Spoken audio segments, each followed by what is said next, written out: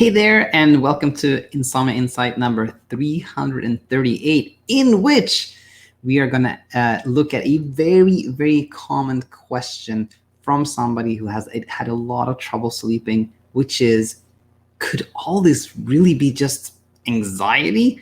Everything I'm experiencing, could it simply be like that I'm anxious? Really? Very, very common one, and particularly if you've experienced things that seem really bizarre and strange and like unfathomable, that your mind could just kind of make that happen. In that scenario, it's a very common question, and particularly when you started learning about insomnia and you realize that for most people, oh, it is really anxiety, worry, fear of losing sleep, etc., that's causing all the trouble sleeping people have. But could everything I experienced really be insomnia or anxiety rather? That's in this episode we're gonna see why you have that question. As always, I want to point out that if you're concerned about your health, always talk to a doctor. But that said, when it comes to insomnia, I'm very confident that this teaching here is good. So the first thing I want to talk about actually is a fable that I'm sure very many, if not everyone, is familiar with, and it is The Boy Who Cried Wolf. And for somebody out there who hasn't heard the story, it goes like this. There's a shepherd boy who's out there watching the sheep, and he's kind of bored, so he goes, "Wolf, wolf," and then all the villagers rush up to save him, and he's like, "I'm just kidding, there's no wolf." And they got mad at him, and then they go back to their village. But again, he gets bored, and he shouts, "There's a wolf!" And then everybody comes rushing to save him, and there's no wolf, and they get mad at him. They go back the third time. There is actually a wolf, and now he goes, "Wolf, wolf!" But everybody's like, he's just pulling your leg again. The boy gets eaten by the wolf, and that's the end of the story. Now, I think the take-home message here is, of course, you shouldn't be lying, making stuff up, but we're going to use this story to really examine what is called type 1 and type 2 errors. And this terminology comes from, from academia. When you do studies and you want to make sure you get things right when you do your analysis. And anybody out there who understands this better than I do, please feel free to comment. I don't have a complete grasp of it, but basically this is how it goes. So when the boy cries wolf and there isn't a wolf there, the villagers who hear him cry wolf and they believe him, they think there is a wolf, but there actually isn't one, they are committing a type 1 error. So a type 1 error is believing that, there is something going on, there is a problem, or an association when there isn't one. And insomnia is, in fact, insomnia is committing a type 1 error. Insomnia is believing a false alarm. Insomnia is believing the brain when it says, you can't sleep, this is a problem. If you're wakefulness is a threat, you gotta combat that wakefulness. Wakefulness is there to get you, etc. When it in fact isn't. Wakefulness is not a true threat. It's a true threat. It's not a grizzly bear or a tiger or a snake or something like that that you have to fight, because it can hurt you. Insomnia is a perceived, wakefulness is a perceived threat. So insomnia is really believing in a false alarm. Insomnia is a type 1 error. But that's not what we're going to focus on today. We are going to focus on type 2 errors. And type 2 error is committed when the villagers hear the boy cry wolf and they don't believe him. They're like, no, there's no wolf. They are when they're not believing him, they're not believing in a real threat, and he gets eaten up by the wolf. So they have now committed a type 2 error. And here, and this is it. This is the important part of this lesson.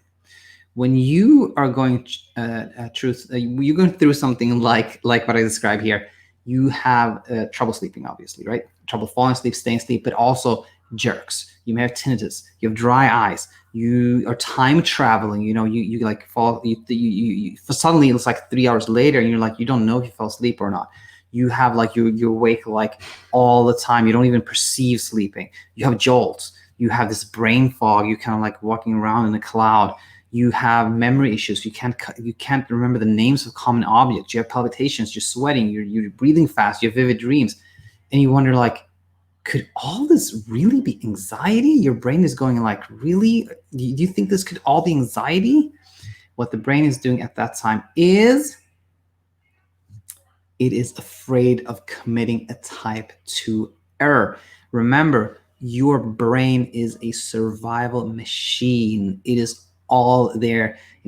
Everything your brain does is in an attempt to keep you safe, to keep you surviving, to keep you okay.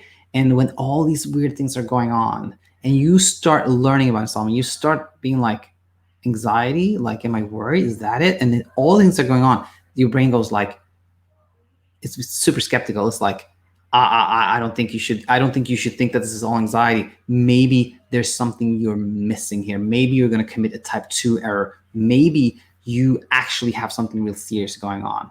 So when you start thinking, could all this be anxiety? That is your brain trying to be safe, telling you, don't, be careful here. You may be missing something. You may be committing a type 2 error. I think that's super important because that's a very, very common question. So one time this can happen is, as we talked about so far, when you started having trouble sleeping, you're starting to learn about it, and this question can come up pretty early, like, could this all be anxiety, right?